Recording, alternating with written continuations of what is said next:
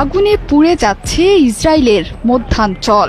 গাজায় যখন আগ্রাসনের সব সীমা ছাড়িয়ে যাচ্ছে ইসরায়েল, ঠিক তখনই মধ্যপ্রাচ্যের কসাই বেনিয়ামিন নেতানিয়াহুর দেশ থেকে ভেসে এলো আর্তনাদ। ভয়াবহ দাবানল ছড়িয়ে পড়েছে দেশটিতে। আগুনে পুড়ে খাক হয়ে যাচ্ছে প্রান্তরের পর প্রান্তর। আগুনের তীব্রতা আর বাতাস এতটাই ভয়ঙ্কর হয়ে উঠেছে যে নিমিষেই বেশ কয়েকটি শহরে ছড়িয়ে পড়েছে দাবানল।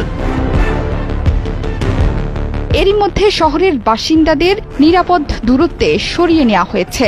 আগুনের তীব্রতায় সড়কে বন্ধ আছে যান চলাচল। রেল লাইনের কাছে আগুন ছড়িয়ে পড়ায় বন্ধ আছে ট্রেন চলাচলও। এমন পরিস্থিতিতে অ্যাডহক কমান্ড সেন্টারের জরুরি বৈঠকে অংশ নিয়েছেন ইসরায়েলের প্রধানমন্ত্রী বেনিয়ামিন নেতানিয়াহু। গণমাধ্যমগুলোতে বলা হয়েছে, মধ্য ইসরায়েলের মোসাব তারুমের কাছেই প্রথম আগুনের সূত্রপাত। এখন যে কোনো ব্র্যান্ডের পুরাতন এসি বদলে নতুন ওয়ালটন এসিতে উপভোগ করুন 25% ছাড়। তাপমাত্রা বৃদ্ধি এবং বাতাসের তীব্রতায় বিভিন্ন জায়গায় ছড়িয়ে পড়েছে সেই আগুন। বেইত শেমেশ শহরের বেশ কয়েকটি স্থানেও দাবানল ছড়িয়ে পড়েছে। একে একে শহরগুলোকে গিলে ফেলছে ভয়ঙ্কর এই দাবানল। বর্তমানে নিয়ন্ত্রণের বাইরে চলে গেছে এই আগুন। এস্তাও